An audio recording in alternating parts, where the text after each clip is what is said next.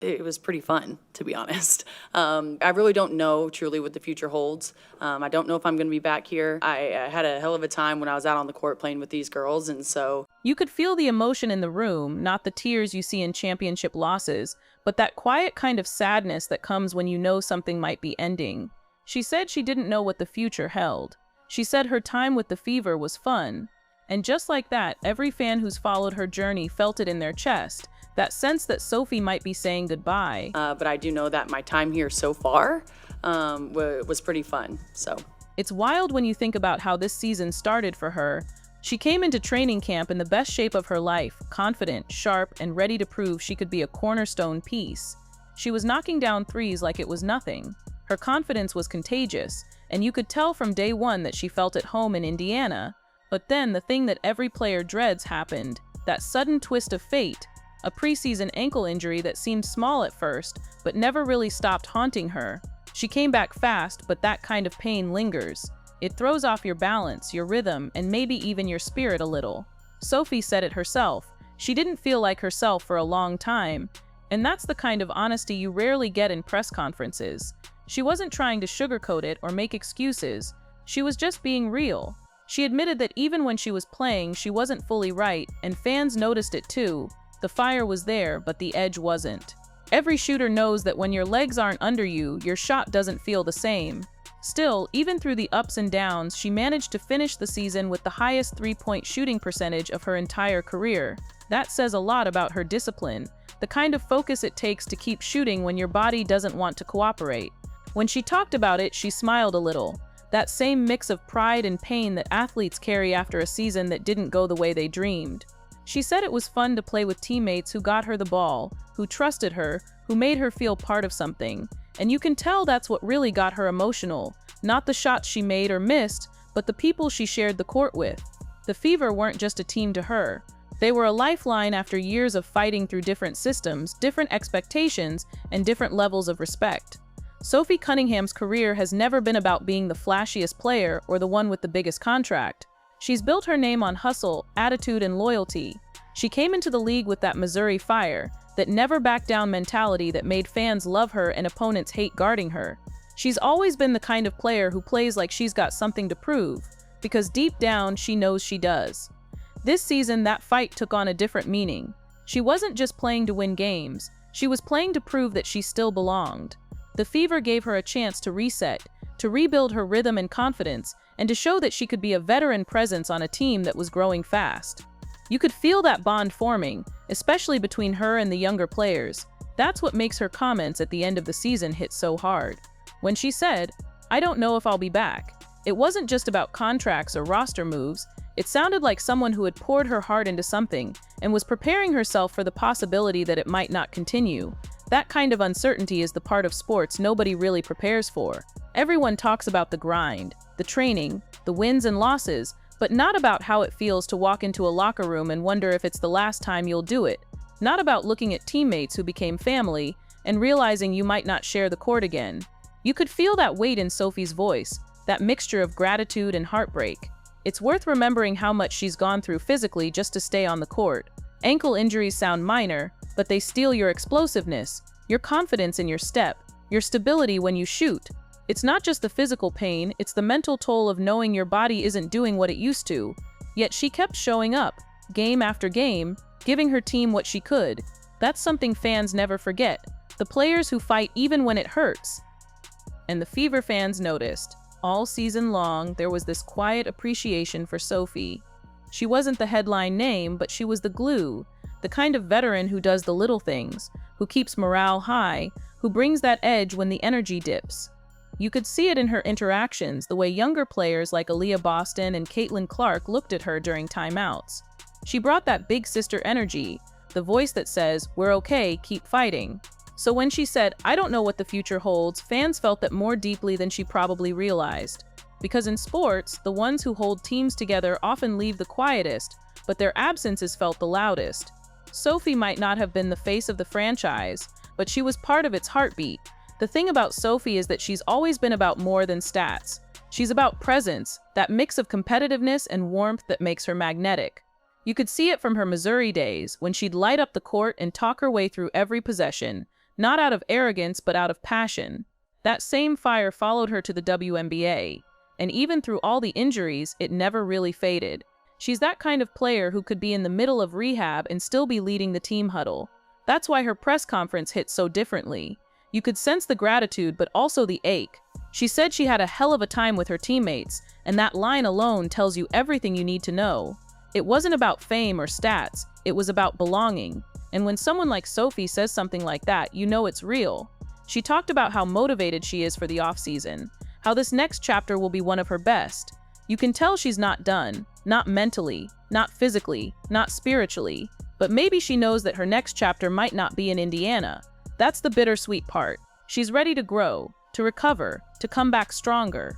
But sometimes the place where you rebuild yourself isn't the same place where you get to shine again. That's the cruel beauty of professional sports. They give you everything and take it away just as quickly. Players pour themselves into teams, cities, and fan bases, only to find out that loyalty doesn't always fit inside roster math. Sophie understands that. That's why her words weren't angry or bitter. They were calm, reflective, almost graceful, the kind of tone that comes when you've made peace with uncertainty. And yet, even with that acceptance, you could feel how much she'll miss this team. When she said, "I had a hell of a time playing with these girls," it wasn't just a throwaway line, it was goodbye language, the kind of phrasing that slips out when you're trying not to cry.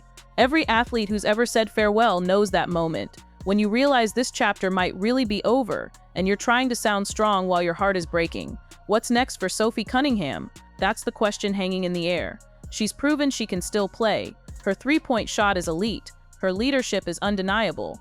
There are plenty of teams who would love her grit and locker room presence. But sometimes what defines a player isn't the next team they join, it's the way they leave the one that shaped them. And in Sophie's case, if this really is the end of her time with the Fever, she's leaving with grace, gratitude, and that same fiery smile that made fans love her in the first place. The Fever are a team on the rise, with young stars, new chemistry, and the kind of spotlight that burns bright. And maybe that's why this moment stings. Because Sophie helped build that culture. She was part of that foundation. Every big shot she hit, every timeout where she cracked a joke to loosen the tension, those moments added up.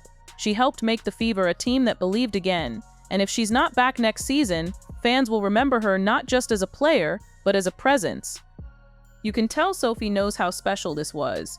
When athletes reach that point in their careers, they start to see the game differently. It's not just about minutes or stats, it's about connection, purpose, and legacy. She's been through the highs and lows, the injuries, the comebacks, and now this quiet uncertainty. Through it all, she's remained herself, fiery, humble, and real. Maybe that's why fans are so emotional about this, because Sophie isn't just another player in a jersey. She's one of those rare ones who feels human. She laughs loud, she fights hard, she wears her heart on her sleeve. And when she speaks, you listen. Because it's never rehearsed, it's always honest. When she walked off that podium, it didn't feel like an ending as much as a pause.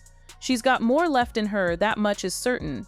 But whether she returns to the Fever or not, this moment, this soft, emotional goodbye will stay with fans. Because she reminded everyone what sports are supposed to be about: heart, effort, and the courage to keep showing up even when things don't go your way. Maybe she'll be back in Indiana next season, maybe she'll be somewhere new. But one thing's for sure, wherever Sophie Cunningham goes, she'll bring that same fire, that same loyalty, and that same authenticity that made her so beloved in the first place. And maybe that's why this hit so hard. Because when someone like Sophie says goodbye, even if she doesn't say it outright, you can feel it. She meant every word, every pause, every quiet smile through the emotion. "I don't know if I'll be back," she said, and for a moment the whole room went still. Because deep down, everyone knew, whether or not she returns, Sophie Cunningham has already left her mark. And that's something no roster change can ever erase. What's powerful about Sophie's story isn't just what she said in that press conference, it's what she didn't say. Behind every smile, behind that soft laugh when she talked about having fun, there was something unspoken, the ache of a player who gave everything and still isn't sure what comes next. It's not bitterness, it's not regret. It's that quiet, almost spiritual kind of sadness that comes from loving something deeply and realizing it might be time to let it go. Think about what Sophie's been through over the years. This is a woman who's been doubted more times than she's been celebrated. From her college days at Missouri, where she built a reputation for being tough, emotional, and unfiltered, to her journey through the pros where she had to constantly prove her worth, Sophie's entire career has been one long test of resilience. She's never had anything handed to her. Every minute on the floor, every contract, every highlight reel, she earned it. When she first came into the WNBA, she was underestimated. People saw her energy and her grit, but not everyone respected her game. She wasn't drafted in the top spots. She wasn't a household name, but she didn't need to be, because Sophie Cunningham wasn't there to be a star. She was there to build one, to build herself into something unstoppable through sheer willpower. And she did. She became that player you hate to play against but love to have on your side. The kind who'll dive for every loose ball, who'll stare you down after hitting a clutch three, who'll get in your face if you don't bring the same energy she does. That kind of fire doesn't just appear. It comes from deep inside, from someone who knows what it's like to be counted out and decides to fight anyway. That's what makes this moment so emotional. Because now, after all that fight, Sophie finds herself in an uncertain place, not because of effort or talent, but because sometimes life just moves faster than you expect. Teams evolve, rosters shift, and players who help build the culture are suddenly faced with the question, what now? And the truth is, that question haunts even the strongest players, especially the ones with heart. When Sophie said, "I don't know if I'll be back," it wasn't just a comment about basketball. It was a reflection of a deeper truth, that even the fiercest competitors have moments of vulnerability, moments where they realize the game they love might be changing without them. Still, what stands out about Sophie isn't the uncertainty, it's the way she handles it, with grace, with gratitude, with that same honesty that made her fans love her from day one. She didn't lash out, she didn't blame anyone. She simply said she had fun, that she loved playing with those girls, and that she's motivated for what's next. That's maturity. That's leadership. The off-season is where players reinvent themselves, and Sophie sounds ready for that challenge. You can almost picture her, back in the gym, ankle-wrapped but eyes focused, putting up jumpers long after practice ends. She's got that stubborn kind of drive that doesn't let pain dictate the story. That's what got her here in the first place, and it's what's going to take her wherever she's headed next. For the Fever, it's complicated. Losing someone like Sophie isn't just about numbers, it's about chemistry, it's about energy, it's about the little things she brought that don't show up on the stat sheet. Every team has players who lift the room, who keep spirits high when the losses stack up, who set the tone during practice when the cameras aren't rolling. Sophie was one of those players. Her absence would be felt not just on the court, but in the silence that comes after. And yet maybe this is part of her story's next chapter. Maybe this is what growth looks like. Not a clean ending, but an evolution. Sophie's the kind of person who doesn't stay down for long. You can already tell by the way she spoke that she's channeling this moment into something powerful. That fire she's known for, it's still there, it's just quieter now. More focused, more determined. Fans have been rallying around her since those comments. Social media lit up with messages of love and support. People saying things like, "She's the heart of this team," and "We don't deserve Sophie." That's the thing about authenticity, it connects people. You can't fake it, and Sophie's got it in spades. She's real. She laughs when it's awkward. She owns her mistakes. She celebrates others. That kind of honesty doesn't just make you a good teammate, it makes you unforgettable. It's wild to think that in just a few seasons, she's gone from being that fiery shooter to someone fans talk about like family. And maybe that's why her possible departure stings so much. Because when Sophie says, "I'll miss them," or "they meant everything," it doesn't sound like a player reading from a script. It sounds like someone talking about home. And maybe in a way, that's what this whole journey has been, Sophie trying to find a place that feels like home. She's been through different teams, different roles, different systems, and yet she always brings that same energy.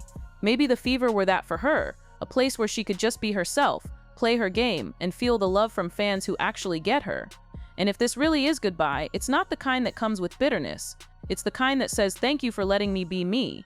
It's the kind of goodbye that leaves a mark. Not just because of what she did, but because of who she was while she did it. That's something no stat can measure. If this was a movie, this moment would be the quiet montage, Sophie packing up her locker, laughing with teammates one last time, maybe hugging someone a little longer than usual. Not crying, not breaking down, just that heavy kind of goodbye where you smile through the ache. The kind that says, "I'll be okay, but I'll never forget this." And that's the thing. Whether she returns to Indiana or not, she'll always be a part of its story.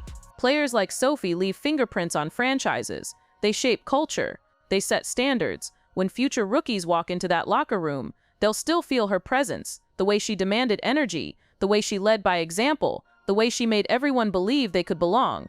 Even if this is the end of her fever chapter, it's far from the end of her story. She's 28, right in her prime, with more to give and more to prove. Somewhere, there's a team that needs exactly what Sophie brings: toughness, leadership, and authenticity. And when that opportunity comes, you can bet she'll make the most of it.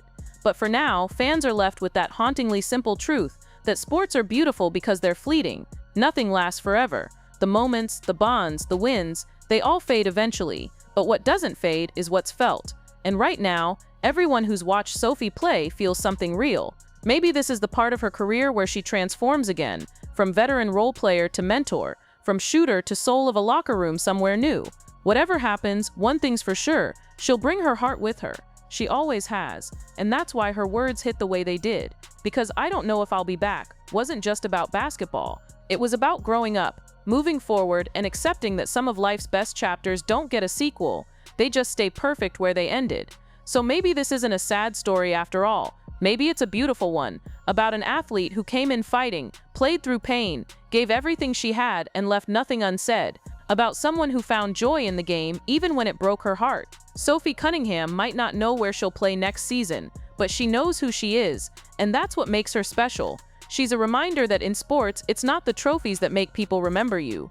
It's the emotion, it's the heart, it's the way you make people feel when you talk about your teammates like family. When Sophie said she had a hell of a time playing with these girls, that was the line that stuck with everyone. Not because it was flashy or rehearsed, but because it was simple and true. She'll miss them, they'll miss her. And no matter what happens next, the bond they built will always be part of her legacy. If there's one thing Sophie's shown fans time and again, it's that she'll always come back stronger. Maybe not to the same team, maybe not in the same jersey, but with that same fire in her eyes and that same love for the game.